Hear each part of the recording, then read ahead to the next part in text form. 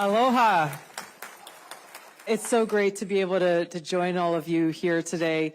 This is an event I'm grateful to have been invited to year after year, and the scheduling just never worked out. And so I'm so glad to be able to come and to be able to greet you in person and just talk a little bit about the grave challenges that we face, yes, in the work that we're doing on a daily basis. It's very appropriate that I'm following Mike Benz in this because he's focused on a lot of the same things that we are focused on investigating and uncovering. But really the challenges that he is talking about are challenges that every one of us as Americans are facing. And the task is not just for a Mike Benz or for a certain agency to take on. This is a moment of opportunity in our country where we have to be very clear-eyed about the direct threats and challenges to our fundamental rights and liberties and freedoms and what we, the people, are going to do about it.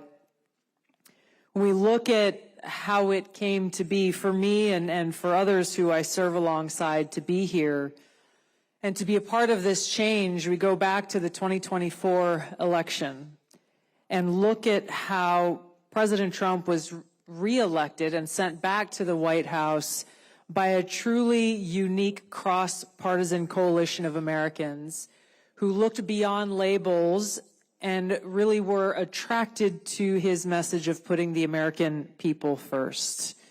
It was a resounding statement in his win of that election by a significant and historic margin, and it was a clear rejection of the status quo of the Washington elite, of political leaders who put their own self-interest ahead of the interests of the American people, and it was a demand for a government of, by, and for the people.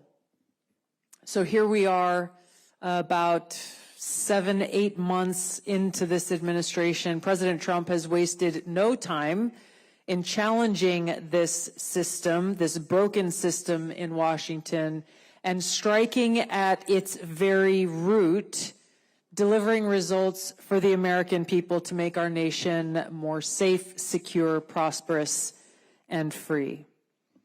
I have the privilege of serving as America's 8th Director of National Intelligence, and President Trump has entrusted in me the mission and responsibility of overseeing the intelligence community, this sprawling network of agencies and entities that are charged with the task of providing timely and objective intelligence to the President and policymakers, free from politicization.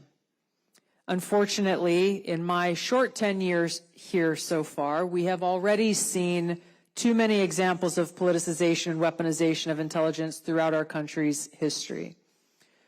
We look at where we are now. Over the last several weeks, we've declassified and released documents that exposed how President Obama and leaders in the intelligence community knowingly manufactured a false intelligence document after the 2016 election was done, after the American people said, no, we want Donald Trump to go and be our commander-in-chief, not Hillary Clinton.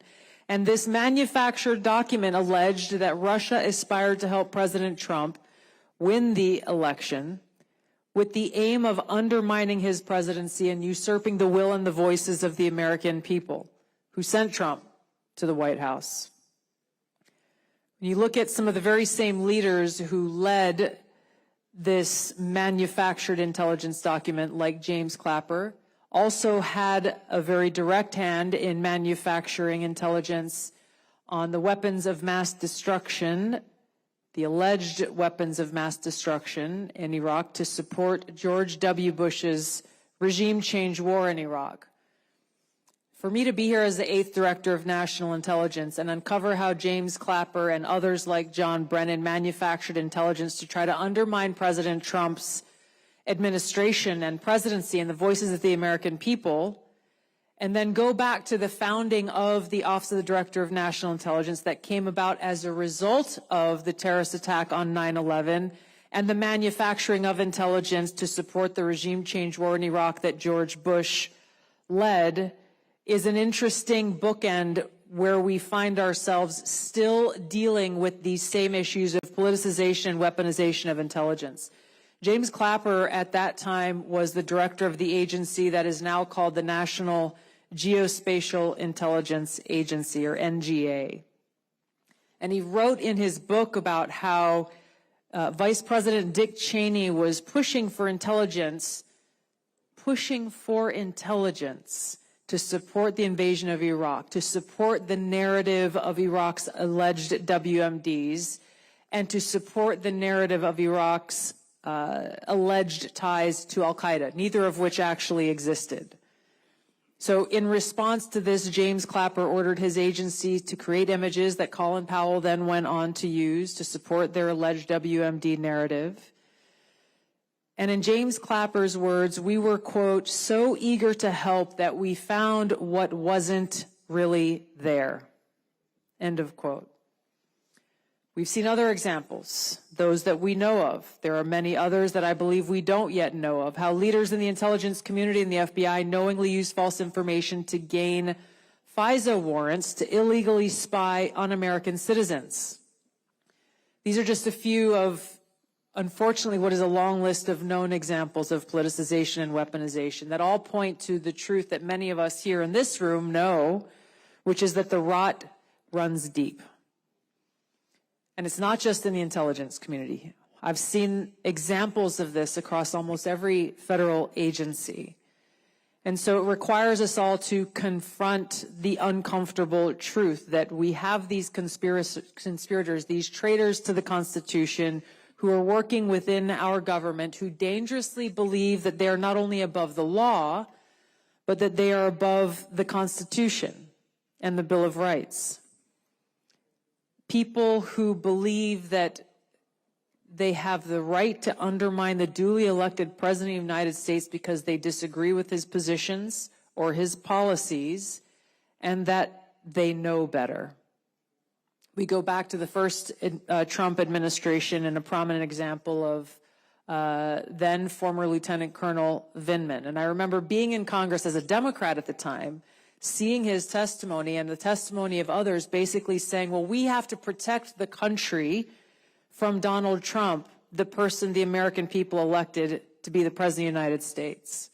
Whether we agree or disagree on policy is not the point. If you disagree on policy, go run for president and market your policies to the American people. It undermines our Constitution, our democratic republic, when we have people within our government who are not the President of the United States, who are not elected by the American people, taking it upon themselves to undermine, ultimately, the American people and the Constitution. These people have gotten away with these kinds of activities for so long because they're protected by an entire system that is built to shield their nefarious activities. And they do this with the assistance and the protection of the deep state and the propaganda media. And those of us who have been targeted by this deep state are very familiar with the tactics. Keep this in mind. This happens frequently in real time as we gather here today, where someone in the intelligence community leaks classified intelligence to their friends in the propaganda media. Those individuals in the propaganda media eagerly print this classified intelligence from unnamed sources. Then we see other people in the media talk about this classified intelligence. No one's verified it. No one's done any kind of vetting. No one has done any basic journalistic work. And then we see politicians repeating and talking about this thing that was leaked to the media. And we've seen how this tried and true playbook that is used over and over again to either smear their opponents, to, in President Trump's case, to be used as a basis for FBI raids on his home, lawfare, impeachments, endless investigations, and so forth. So I get asked oftentimes by people who don't come to events like this, who are just working hard and trying to raise a family and trying to get by, and they say, what is the deep state? People talk about the deep state. What is it? This is what we're talking about. It's not some grand conspiracy theory. It is a conspiracy to undermine the Constitution, but this is the reality that we are operating in. And it's important for us to talk about it, to be very clear-eyed about it, so that we can combat it with the truth. And this is why exposing the truth is so important, to bring about that real transparency and that accountability. ensuring that our Constitution and Bill of Rights, and this is something that I'm focused on in the Office of the Director of National Intelligence and pushing throughout the intelligence community, is actually focusing on the Constitution, making it an event. When new people are brought into any of these organizations, every one of them has to swear an oath, as many here did if you served in the military, if you've served in different positions in government, to support and defend the Constitution, to talk about it, have a discussion. What does this actually mean, and how do we apply it in the work that is done every single day? Because it must be our North Star every day. It must be that guiding principle that serves as our foundation and the left and right limits on the decisions that are being made within our work.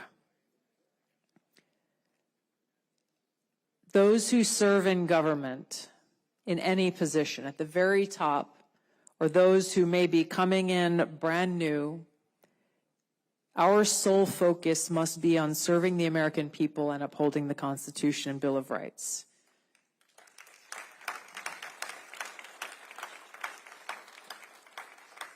It's very, I feel, appropriate that I'm coming and speaking to you after Mike Benz and hearing at least some of the things he talked about at the end about the various attacks on our fundamental rights, freedoms, and liberties that are occurring not only here in the United States, but how these threats are coming from policies and agreements that are being talked about in multinational organizations and settings. Our founding documents were based on our inalienable rights and freedoms that are granted to us by God and no one else. And it's up to us to continue to speak that truth and stand up against those who seek to take them away, no matter where they are or who they are. We have a lot of work to do. We are working hard every day towards this end. When you look at how deeply entrenched the deep state is, those who believe they are more powerful than the Constitution, you can understand the work that we have ahead of us. But I'm grateful to serve in this position, grateful to President Trump for entrusting me with this mission to truly seek the truth, find the truth, and tell the truth to the American people so that true accountability and true change, lasting change, can come about. You shall know the truth, and the truth shall set you free. This change will only be possible if every one of us as Americans stands together and fights for it. The future of our country as a free nation is truly in our hands, and we cannot be complacent. We cannot fall asleep at the wheel and allow anyone to sneak in the back door and take it from us, literally and figuratively.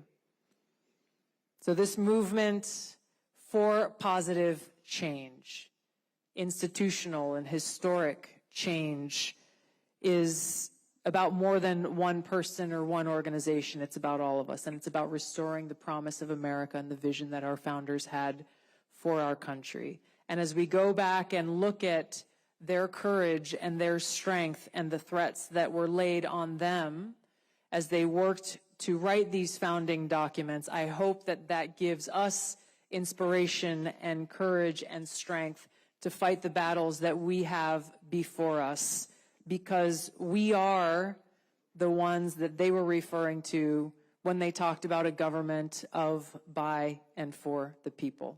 We're the only ones who can make it happen. Thank you for standing for freedom and liberty and truth. Aloha.